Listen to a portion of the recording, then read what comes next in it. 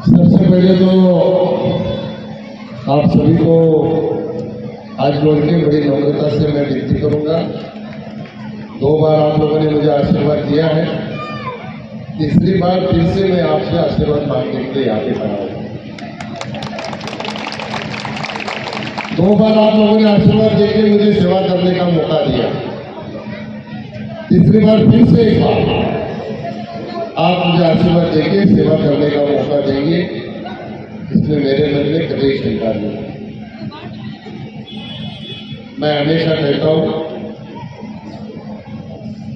मोदी बस एक नाम नहीं है, मोदी एक सामर्थ्य है। सामर्थ्य है संकल्प, सपनों का, संकल्प का और विश्वास का। सपना क्या? 2014 में हम लोगों ने देखा था मोदी जी को प्रधानमंत्री बनाने का।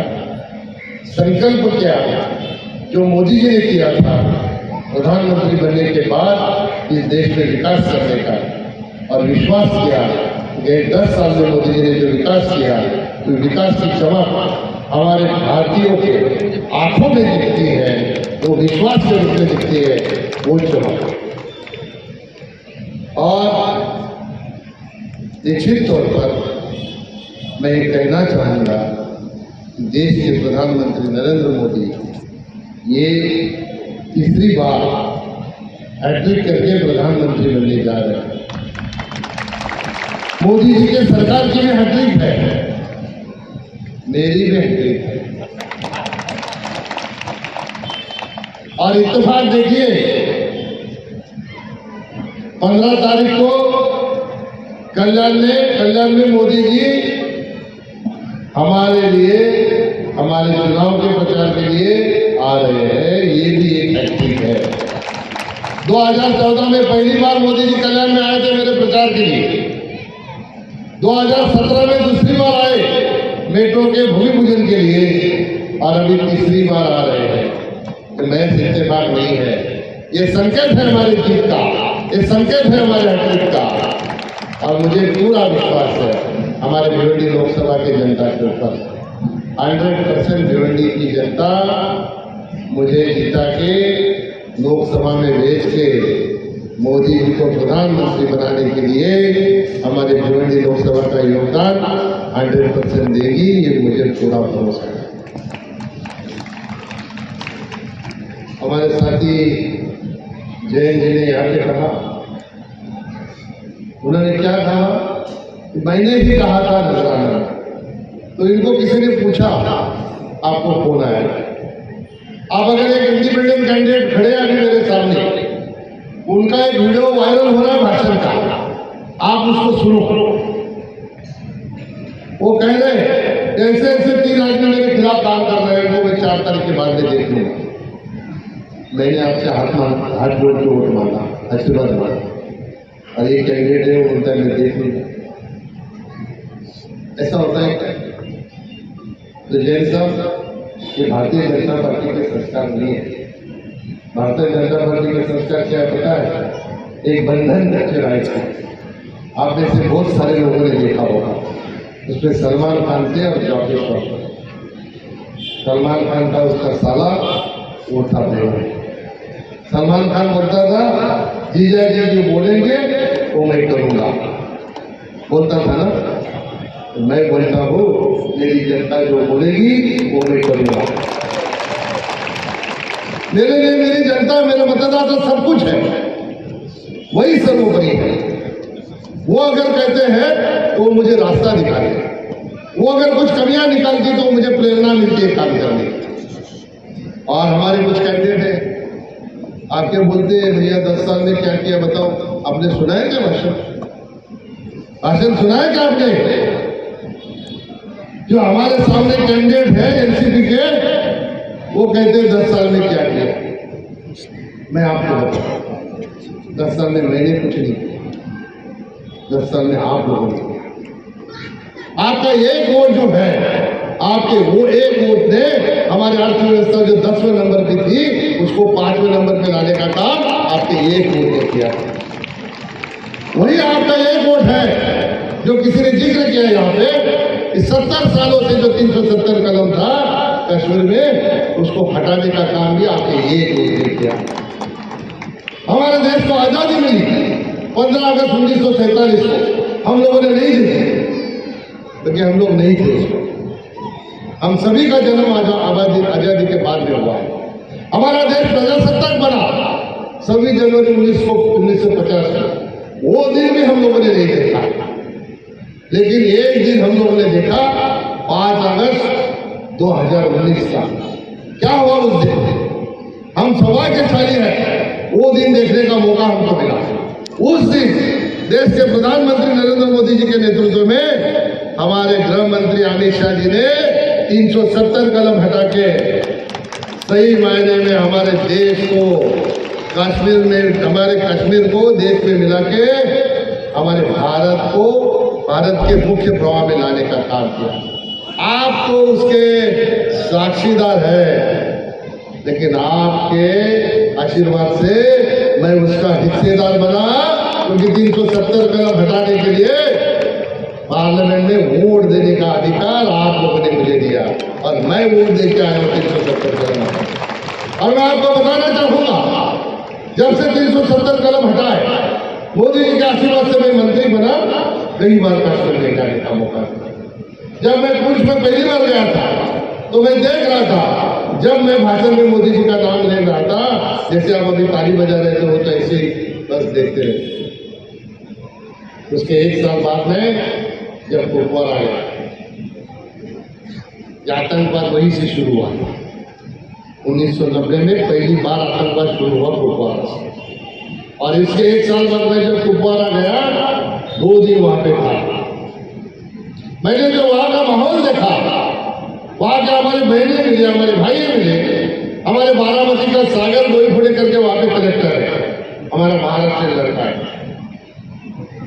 उसने सारे हमारे वहां के मुसलमान भाई बहनों को साथ में लेके जो काम खड़ा किया है, वो मैंने देखा तो मुझे भी लगा कि 370 कलम हटाने के बाद मोदी जी ने हमारे कश्मीर के भाई बहनों की सही मायने में उनकी आर्थिक सुबत्ता लाने का काम किया। उनके स्टॉल में मैं घूम रहा था, देख रहा था क्या क्या काम किया। उसके बाद मैं स्टेज पे गया, जब मैंने भाषण शुरू किया, जब मैं पूंछ में था तो 15 बार मोदी जी का नाम लिया, किसी ने एक बार भी ताली नहीं बजाई। जब कुपवारा गया तो कम से कम 20 बार ताली बजा, 20 बार मैंने मोदी जी का नाम भाषण में लिया, और मैं अतिशयोक्ति से कहता हूं, जब मैंने 20 बार मोदी जी का नाम लिया तो 21 बार ताली बजी। मैंने हमारे कलेक्टर को पूछा, भैया ये कैसे हुआ? तो हमारे कलेक्टर ने कहा, साहब ये तो मोदी जी का करिश्मा है। यहाँ पे चुनाव हुए, गांव में रहने वाले बच्चों को पंचायत का मेंबर बनने का मौका मिला, सरपंच बनने का मौका मिला। यहाँ पे चुनाव हुए, विकास क्या होता है इनको पता चला, और मेरा ही मंत्रालय है, पंचायती राज मंत्रालय। हमारे देश के 2,69,000 ग्राम पंचायतें हैं, उनको 2,36,000 करोड़ का फंड उनके विकास के लिए डायरेक्ट पंचायतों के खाते में देने का काम मेरे मंत्रालय के माध्यम से होता है। ये बदलाव का, ये आपके एक वोट का नतीजा है। आपके एक वोट की वजह से हमारे आदिवासी बहन राष्ट्रपति बनी। ये हमारे बहनों का सम्मान, ये मोदी जी ने करके दिखाया। हमारे एक वोट की वजह से 25 करोड़ लोगों का मुफ्त इलाज हो रहा है। ये भी आपके एक वोट का करिश्मा है। हमारे ही एक वोट की वजह से, जैसे आप मैं आया तो जय श्री राम बोलने लगे, वही एक आपका वोट है जिसके वजह से हमारी 500 साल की प्रतीक्षा खत्म हुई और अयोध्या में राम लल्ला का मंदिर बन गया। आज जहां पे भी मैं जाता हूं, मुझे बोलने की जरूरत नहीं पड़ती, देखो चिल्लाया जय श्री राम। मैं बोला क्या, एक दिन ऐसे मैं कल्याण की सोसाइटी में घूम रहा था, ऐसे ही सामने से जय श्री राम के नारे लगने लगे। एक हमारी बहन हुई, हमने जय श्री राम बोला तो सामने वाला जय श्री राम बोलता है, लेकिन एक हमारी बहन थी 65-67 साल की होगी हमारी बहन, वो उड़ गई और उसने क्या नारा दिया? वो बोली जय श्री राम, हो गया काम। ये जो परिवर्तन आया है लोगों में, ये तो मोदी जी ने जो 10 साल में विकास का काम किया, विकास के माध्यम से परिवर्तन आया। और परसों में वाड़ा में था, एक हमारा साथी है वहां पे, उसके घर पे गया। उसके पिताजी को मैंने पूछा, चाचा वोट किसको दोगे? उसने कहा मैं क्यों बताऊं, जिसको देना है दूंगा। बोला अपने घर की बात है, जरा बता देना। तो मैं तो मोदी जी को दूंगा। बोला कैंडिडेट तो मैं हूँ, फिर मोदी जी को क्यों वोट दोगे? मुझे नहीं दोगे तो मोदी जी को दूंगा, तो तुमको ही मिलने वाला है, तुम्हारे पास ही दूंगा, मोदी जी को पहुंच जाएगा। तो मैंने पूछा क्यों दोगे बताओ? उसने कहा देखो भैया, हमारे घर में अनाज फ्री, कोई बीमार पड़ता है तो आयुष्मान योजना के माध्यम से दवा फ्री, इलाज हमारा फ्री हो रहा है, मकान फ्री मिल रहा है, शौचालय फ्री मिल रहा है, और तो और कई चीजें ऐसे फ्री मिल रहे हैं। लेकिन मैं किसान हूं, कई साल मैंने किसानी की, लेकिन आज तक एक किसान में से जो मैं चावल का धान उगाता हूँ, खेती में मेहनत करके अभी भी खेती करता हूँ, मेहनत करता हूँ, लेकिन एक चावल को बेच के मैं 12,000 रुपये मेरे खाते में नहीं डाल पाया। लेकिन अभी मोदी जी मेरे खाते में 12,000 रुपये डाल रहे हैं, और मुझे क्या कहें तो मैं किसको वोट दूंगा? मोदी को ही दूंगा ना। ये हमारे किसान का कहना है। ये बदलाव आया है देश में। और इसी तरह से अगर कोई हमें पूछेगा कि 10 साल में आपने क्या किया, मुझे भी पूछते हैं तो मुझे बड़ा मजा आता है। मैं बोला यार मोदी जी को पूछते हैं तो मुझे पूछा तो क्या हुआ? मोदी जी ने 10 साल में क्या किया, मैं अगर गिनवा के बैठूंगा, मेरे पास किसी का वीडियो आया 400 काम है, 400 काम, इतना फास्ट बता रहा है वो। मोदी जी ने 10 साल में क्या किया और मोदी जी को वोट क्यों देना चाहिए? तो 400 काम लेके वो कामों का नाम बता, मैं इतना तो नहीं बताऊंगा। देश का तो मैंने जो मेन काम था वो आपको बोला, आपके वोट की वजह से क्या हुआ वो भी बोला।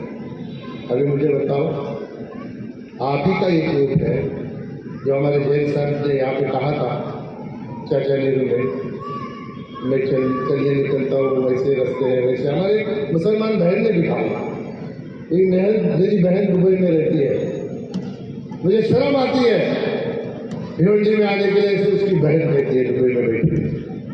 मैंने वो बहन को आश्वस्त किया था, उस बहन को कहा था कि भिवंडी को ऐसे बनाएंगे कि तुम्हारी बहन बोलेगी कि मुझे भिवंडी आना है, उसको अभिमान से बुलाना, तुम खाली मेरे को टाइम दो, मैं एक करके दिखाऊंगा। आज ही का एक वोट है जिससे 52 वोट पांचमिक के भिवंडी के अंदर बने, और आज सारों का काम चल रहा है, हम लोगों ने बनाया। और जो कैंडिडेट ये बात बोल रहे हैं 10 साल में क्या किया, उसको मैं बताना चाहूंगा कि हमने सैंक्शन करके लाया था, वही 2.5 साल की सरकार आई थी जिसमें तुम्हारी भी पार्टी थी, वही पार्टी ने हमने जो रोड सैंक्शन करा के लाए थे उसको स्टे देने का काम किया था, उनको जवाब पूछना चाहिए। और वही आपका एक वोट है जिसने जैन साहब ने जिक्र किया भिवंडी में मेट्रो। कभी सोचा था आप लोगों ने? जब मेट्रो सैंक्शन हो गई तो मुझे एक आदमी आके बोला साहब ये तो सपने जैसा लग रहा है, भिवंडी में मेट्रो सोच ही नहीं सकता था। लोगों को ऐसा लग रहा था कि ये काम कभी होने वाला नहीं, लेकिन 80% काम हो गया। ये आपके एक वोट का नतीजा है। यहाँ पे कोई अगर बिल्डर बैठा है तो खड़ा होकर मुझे बताए, वो उसका प्रोजेक्ट लॉन्च करता है तो अपने प्रोजेक्ट का बिल्डिंग का फोटो 2 फीट का छापता है और मेट्रो का फोटो 20 फीट का छापता है कि नहीं छापता है? ये भिवंडी का विकास है और ये हमने किया, महायुति ने किया है, देवेंद्र जी ने किया है, मोदी जी ने किया, हमने यानी मोदी जी ने किया है। फ्लाईओवर बने, ये भी हमारे लिए, ये भी आपके एक वोट का नतीजा है। अभी मैंने भूमि पूजन किया था, माता बाल कोई आता है बोलता है भिवंडी में हॉस्पिटल की सुविधा नहीं है, ये नहीं वो नहीं है। ये माता बाल हॉस्पिटल के लिए केंद्र सरकार के माध्यम से 52 करोड़ रुपया सैंक्शन करके उसका भूमि पूजन किया, उसका काम कर रहा है। ये भी आपके कोर्ट का नतीजा है। भिवंडी से ट्रैफिक कम करने के लिए हम लोगों ने goods service Bhiwandi road station से की। आसाम तक जाने वाला माल 7 दिन में जाता था। अभी यहाँ से अगर ट्रेन में माल चढ़ा तो 3 दिन के अंदर आसाम में पहुंच जाता है। हमारे तेल की भी बचत होती है, टाइम की भी बचत होती है और रोड के ऊपर कोई ट्रैफिक भी कम होती है। ये आपके एक वोट का नतीजा है। 6500 प्रधानमंत्री आवास योजना में हम लोगों ने मकान भी यहाँ पे सैंक्शन किया। उसका सारा सैंक्शन आ गया। राज्य सरकार की महाप्रीत करके डिपार्टमेंट है, वो डिपार्टमेंट के माध्यम से वो काम हो रहा है। आपने कभी सोचा था 6500 मकान भिवंडी के अंदर प्रधानमंत्री आवास योजना के माध्यम से बनेंगे? ये भी काम हमारा किसी को दिखाई नहीं देता। और वो पूछते हमको 10 साल में क्या किया। पानी की समस्या, विलास पाटिल बार बार मेरे पास आते थे, जावेद दर्वी साहब भी आते थे। कई बार विलास पाटिल आके मुझे बोला ये 100 MLD रिजर्वेशन हमको मुंबई महापालिका से मिला है, इसको सैंक्शन करना चाहिए। इसको मैंने 2 जगह से सैंक्शन किया था। एक अमृत में भी डाला था, नगोरथान में भी डाला था, टेंडर नहीं हुआ करके योजना नहीं हुई। उसके बाद में प्रधानमंत्री जी ने जल जीवन मिशन योजना लाई। 50% केंद्र सरकार का फंड है, 50% राज्य सरकार का फंड है और 426 करोड़ रुपया मंजूर करके ये 100 MLD पानी भिवंडी के लिए मिलेगा। उसकी वर्क ऑर्डर हुई है, उसका काम भी चालू हो गया। ये हमारा काम है। अभी भिवंडी के हमारे भाइयों को पानी की समस्या की कभी दिक्कत नहीं आएगी। ये योजना जब शुरू हो जाएगी तो हमारे पास एक्सेस पानी रहेगा, पानी कम नहीं होगा। अक्षर पाटिल यहाँ पे बैठा है, बगल जी भी है, दोनों वकील है। और तो है क्या वकील? कोर्ट के बिल्डिंग के लिए 34 करोड़ रुपए चाहिए। कई बार ये लोग मेरे पास आ गए। उस वक्त के मुख्यमंत्री देवेंद्र फडणवीस साहब और उस वक्त के अर्थमंत्री सुधीर भाऊ मुनगंटीवार, ये दोनों को बोल के कोर्ट के बिल्डिंग को 34 करोड़ रुपया लाने का काम भी हम लोगों ने ही किया। पुलिस वसाहत का काम भी हम लोगों ने किया। और भिवंडी में कभी पासपोर्ट ऑफिस आएगा, इस सपने में हम लोगों ने सोचा था क्या? तो भिवंडी में पासपोर्ट ऑफिस खुलवाने का काम हमारी दिवंगत परराष्ट्र मंत्री सुषमा स्वराज जी के आशीर्वाद से यहाँ पे हुआ। ये सबको सपना लगता था, लेकिन उसको खुलवाने का काम नहीं किया। और मैंने एक बार यूँ लिया था, मैंने कहा था कि भिवंडी के अंदर कितने पासपोर्ट पहले बनते थे और अब बनते, तो वो 3 गुना उसकी संख्या बढ़ी है, क्योंकि पासपोर्ट हमारे पास ऑफिस आ गया, इसलिए पासपोर्ट बनाने वालों की संख्या बढ़ गई। ये हमारे सरकार का काम, ये मोदी जी का काम। लोग पूछते हैं मोदी जी क्यों? अब की बार 400 पार, फिर एक बार मोदी सरकार, कोई लोग पूछते हैं। मैं आपको बताना चाहता हूं, रशिया और यूक्रेन का युद्ध हुआ। युद्ध के समय 21,000 हमारे स्टूडेंट यूक्रेन में फंसे हुए थे। हमारे प्रधानमंत्री जी की ताकत देखिए। हमारे प्रधानमंत्री जी ने रशिया के प्रेसिडेंट को कहा, यूक्रेन के प्रेसिडेंट को कहा, युद्ध विराम करो, मेरे देश के बच्चे वहां पे फंसे हैं, स्टूडेंट फंसे हैं, उनको मुझे निकाल के लाओ। दोनों देशों ने युद्ध विराम किया। हमारे बच्चों से कहा गया, जहां पे मैं हूं वहां से निकलो, बस हाथ में तिरंगा लेके निकलो। आपके हाथ में तिरंगा रहेगा, आपको कोई रोकेगा नहीं। और जो भी गाड़ी आएगी, जो भी गाड़ी सामने से आएगी, उसको हाथ करो, वो तुमको एयरपोर्ट तक छोड़ेगी। जिसको गाड़ी नहीं मिलेगी, पैदल निकलो, आपको कोई रोकेगा नहीं। ये ताकत हमारे प्रधानमंत्री की है। आपके सौभाग्य से 2 विमान जो यूक्रेन से चले मुंबई एयरपोर्ट पर उतरे, उनको रिसीव करने का मौका प्रधानमंत्री जी के आशीर्वाद से मुझे भी मिला। वो बच्चों को मैं रिसीव करने गया था, उनसे मैंने जब संवाद किया, बात की, उनसे पूछा कुछ तकलीफ हुई, उन्होंने कहा बिल्कुल तकलीफ नहीं हुई, हमें तो लगा ही नहीं कि हम युद्ध भूमि से आए हैं। उन्होंने एक बात और बताई, उन्होंने कहा साहब हम तो हमारे भारत देश के हैं, हमको कहा तिरंगा हाथ में लेके निकलो तो हम बड़े गर्व से निकले, लेकिन गर्व की बात और आगे है। हम तो भारत में थे, तिरंगा लेके निकले, लेकिन हमारे पीछे पीछे पाकिस्तान के स्टूडेंट तिरंगा लेकर हाथ में निकले और उनको हमारे मोदी जी ने पाकिस्तान पहुंचाने का काम किया। ये हमारे मोदी जी की ताकत है, इसलिए मोदी जी फिर से प्रधानमंत्री। मालदीव की घटना आप लोग सब जानते हो, क्या हुआ मालदीव का? मालदीव के प्रधानमंत्री चेंज हो गए, वो जाके चीन के गोदी में बैठ गए। हमारे प्रधानमंत्री ने कुछ बोले क्या? हमारे प्रधानमंत्री यहां से दिल्ली से निकले, लक्षद्वीप गए, एक कुर्सी ली, समंदर के किनारे बैठे, कुछ बोला? एक लफ्ज भी बोला क्या? मुंह से कुछ बोला उन्होंने? बोला क्या? बोलते तो क्या होता? बिना बोले दूसरे दिन जब न्यूज छपी तो एक देश डूब गया। अगर बोलते तो क्या होता सोचो, अगर प्रधानमंत्री वहां पे जाके बोलते तो क्या होता? अभी मोदी जी बोलते नहीं, फिर भी लोग हमारे भारत के सब समझने लगे मोदी जी के मन में क्या है। सारे लोगों ने मालदीव की सारी बुकिंग कैंसिल कर दी थी क्या नहीं कर दी थी? ये हमारी यूनिटी है भारत की, और यही यूनिटी मोदी जी को ताकत देती है। इसलिए किसी ने कहा मोदी जी को परिवार कहाँ है? अरे मोदी जी का परिवार तो हम सब है। 140 करोड़ देशवासियों को परिवार कहने वाला ये कि प्रधानमंत्री धरती पर है, और वो नरेंद्र मोदी, और अपने परिवार की इतनी चिंता वो करते हैं।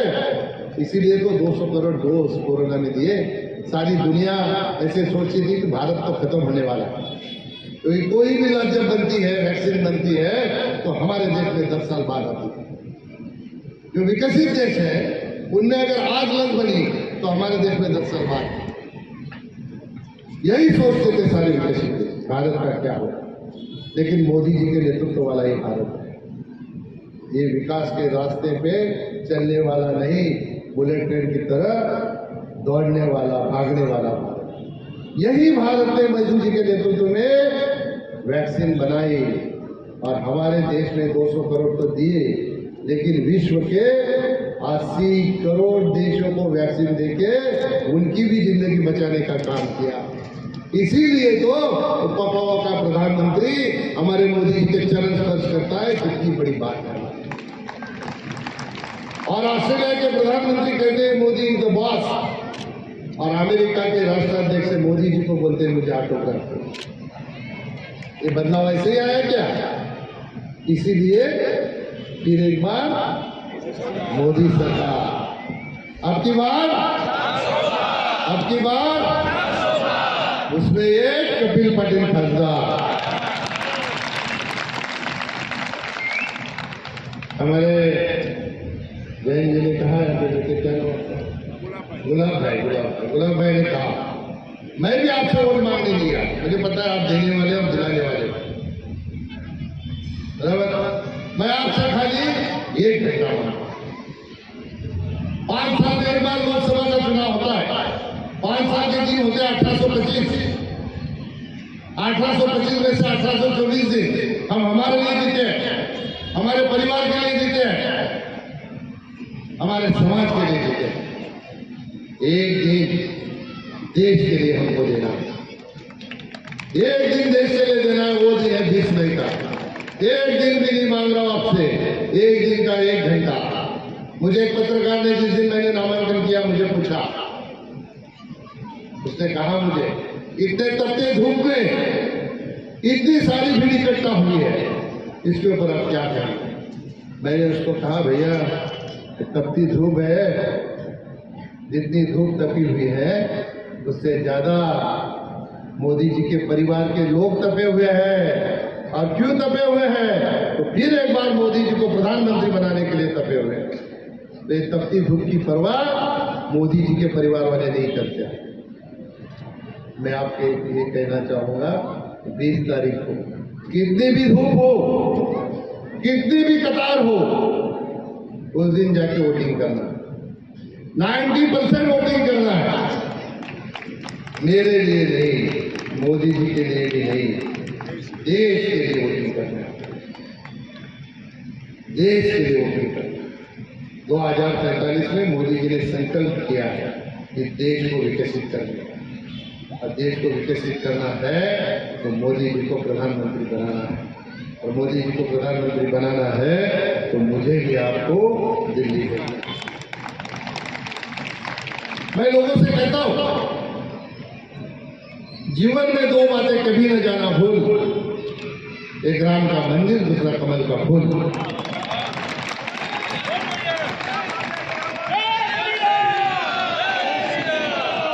हमारे किसी साथी ने यहाँ पे कहा संविधान बदलने की बात, कौन संविधान बदलेगा और कौन बोल रहे?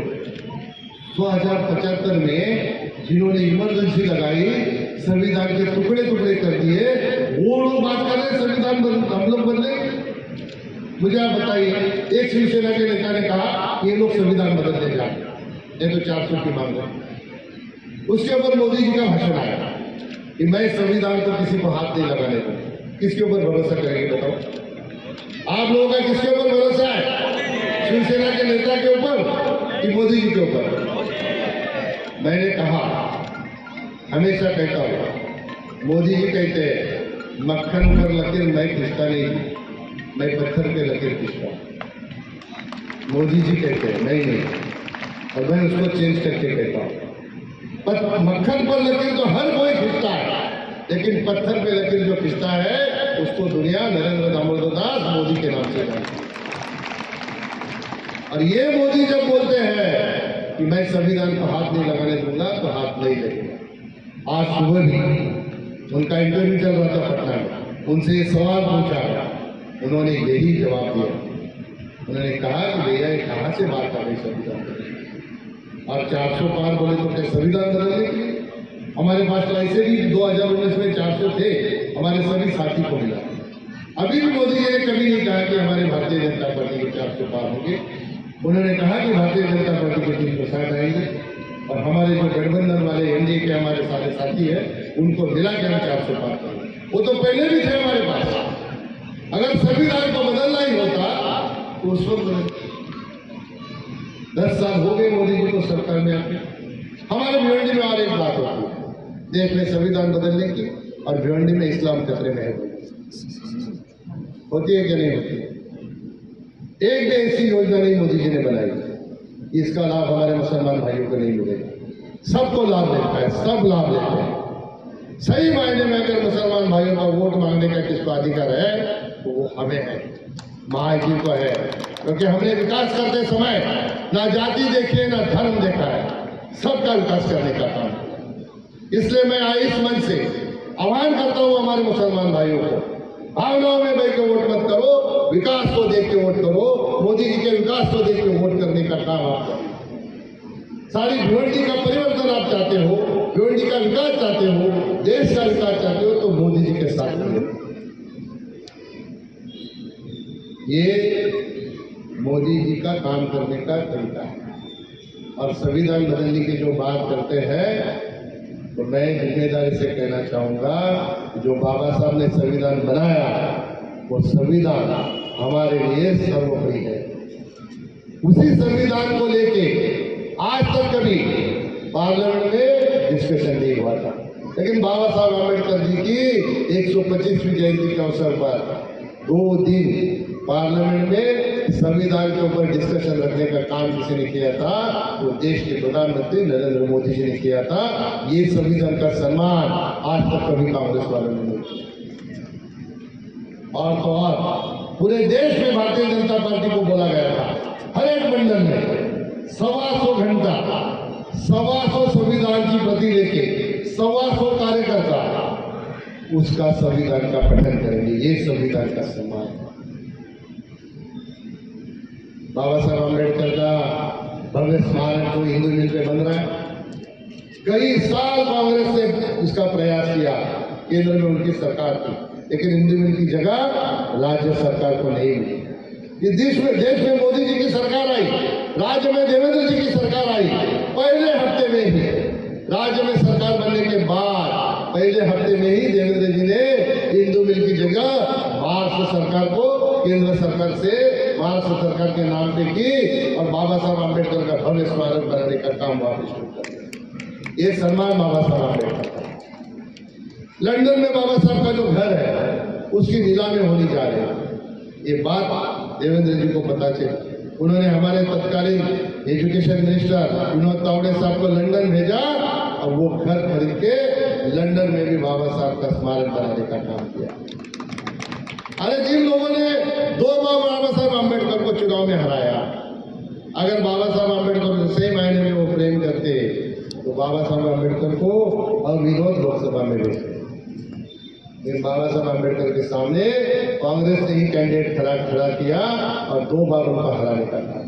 और तो आपको पता है मनमोहन सिंह जी प्रधानमंत्री थे, वो कैबिनेट में डिसीजन करके चले गए, विदेश में चले गए और वही डिसीजन का कैबिनेट का डिसीजन कानून का ठप्पा बनता है। लेकिन कांग्रेस के राजकुमार उन्होंने प्रेस कॉन्फ्रेंस दी और वो जो डिसीजन मनमोहन सिंह जी ने लिया था उसको ताड़ करके फाड़ के पत्रकारों के सामने। ये संविधान हमको बता रहे, हमको सिखा रहे, गुमराह मत हो। इस देश को मोदी जी की जरूरत है, इसलिए आप सभी की आशीर्वाद ताकत मोदी जी के साथ रहना जरूरी है। और आपकी ताकत मोदी जी के साथ रहेगी तो मेरे पीछे भी अपने आप रहेगी। आप फिर से एक बार मुझे मौका दीजिए, आशीर्वाद दीजिए मुझे लोकसभा में। मुझे कोई चिंता ही नहीं कि ये नहीं होने वाला, 100% हैट्रिक अपनी होने वाली है। लेकिन ऐसा मत समझिए कि होने वाला है तो मैं नहीं वोट के ले जाऊंगा। जैसे आपने कहा कमल जी, सबको वोट के लिए जाना है तभी तो कमल खिलेगा, और कमल ने ही कहा है। मैं एक कल्याण में प्रोग्राम में था, ऐसे ही सिंधी समाज का चेटीचंद का प्रोग्राम था। वहाँ पे क्या एक मिनट माइक लिया, बोलना चालू कर दिया कि यहाँ पे महाराष्ट्र के कैंडिडेट कपिल पटेल के पीछे से एक आया ऑर्गेनाइजर, वो बोला राजनीति पे बोलना नहीं। बोला क्यों? तो मना किया परमिशन देते समय। तो फिर उन्होंने चालू किया नए साल के ऊपर, हो गया, उसका भाषण चल रहा था और ये मेरा पीए प्रशांत यहाँ पे बैठा है, उसने लाके मेरे पास कागज दिया हाथ में नाम का, जैसे ये दिया नाम का कागज मैंने पढ़ा और मैं ऐसे ही मुस्कुराया। चलो बोला अपना काम हो गया, बिना राजनीति पे बात करने से भी अपना काम बन जाएगा। और मैंने भाषण मेरा शुरू कर दिया। जो ऑर्गेनाइजर था डॉक्टर रोशनी थी, उसके हस्बैंड का नाम भी कमल था। मैंने सबके नाम दिए। मैंने कहा भैया देखो मैं कुछ नहीं कह रहा हूँ, इन्होंने तो मना किया है राजनीति में बात करने के लिए, लेकिन एक बात जरूर है, नया साल है, आपके जीवन में अगर खुशहाली लानी है तो कमल के ऊपर रोशनी डालो। उसका नाम रोशनी था, इसका नाम कमल था, इसका कोई ऑब्जेक्शन ही नहीं है। और फिर मैंने इतनी बार नाम दिया उसका, वो परेशान हो गया कि क्या हो रहा है। मैं तो ऑर्गेनाइजर का नाम दे रहा हूँ, कमल ने बहुत अच्छा ऑर्गेनाइज किया है प्रोग्राम। कमल जी को बधाई हो, कमल जी को धन्यवाद, कमल जी को ये, कमल जी को वो। ऐसे अभी मोदी मोदी मोदी मोदी करो आप। यहाँ से निकलो तो चेक कर, वहीं से चालू है। आप निश्चित तौर पर भारी वोटिंग करके यहाँ पे भिवंडी लोकसभा में महायुति का कैंडिडेट करके मुझे जिता के भेजेंगे, इसमें मेरे मन में बिल्कुल शंका नहीं है। लेकिन मैं भी आपको कहूँ कि आने वाले 5 साल, जैसे मोदी जी ने इंटरव्यू में कहा, भाषण में कहा कि 10 साल का एक तो ट्रेलर था, पिक्चर अभी बाकी है। अभी ये 5 साल में क्या हमारी 5वीं अर्थव्यवस्था है वो तीसरे नंबर पे आने वाली। ये 5 में से 2 दिन रात को सोते नहीं होंगे, 2 देश सोते होंगे क्या? तो किससे आगे मोदी जाएंगे पता ही नहीं किससे।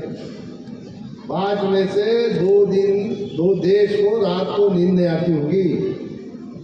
और मैं जिम्मेदारी से कहता हूँ, हमारे भारत देश का भविष्य उज्जवल है। मैं खुद नहीं कहता हूँ, किसी ने ट्वीट किया था, किसी का ट्वीट है, मेरा नहीं है, मेरे मुंह में मत डालता। उसने कहा था कि जब हमारे देश के प्रधानमंत्री मनमोहन सिंह जी थे तो पाकिस्तान भी हमको ताकतवर लगता था। जब हमारे देश के प्रधानमंत्री मोदी जी बने तो अमेरिका, रसिया, चाइना भी हमें कुछ नहीं लगता है। ये ताकत हमारे मोदी जी की, और वही रास्ते पे हम लोग चल रहे हैं। मैं पूरे जिम्मेदारी से कहता हूँ कि आने वाले दिन बिना कुछ बोले मोदी जी एक देश को डुबा सकते हैं, तो बोल के हमारे देश को कहाँ पहुंचा सकते हैं, इसका अंदाजा आप लगाइए। और 20 तारीख को कमल के सामने का बटन दबा के मुझे जिता के लोकसभा में भेजिए। मैं आपका ये सारा आशीर्वाद मोदी जी को दे दूंगा और मोदी जी फिर से एक बार प्रधानमंत्री बनेंगे और हमारे देश का भविष्य उज्जवल करने का काम करेंगे। यही कह के मैं मेरे दो शब्द समाप्त करता हूँ। जय हिंद, जय भारत, जय महाराष्ट्र।